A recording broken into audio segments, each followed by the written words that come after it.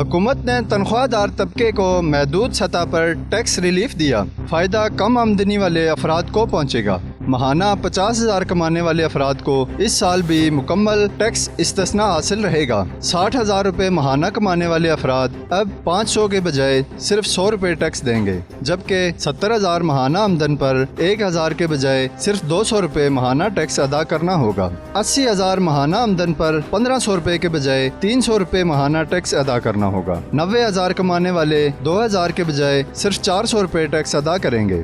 1 लाख आमदन वाले अफराद 2500 के बजाय 500 रुपये महाना टैक्स, जबकि 1,10,000 पर 4,000 के बजाय 1,600 रुपये महाना टैक्स अदा करेंगे। अदाद शुमार के मुताबिक 1,20,000 कमाने वालों पर अब 5500 के बजाय 2,700 रुपये, 1,30,000 आमदन वालों पर 7,000 के बजाय 3,800 रुपये और 1,40,000 आमदन पर 8,500 के बजाय 4,900 रुपये महाना टैक्स लागू होगा।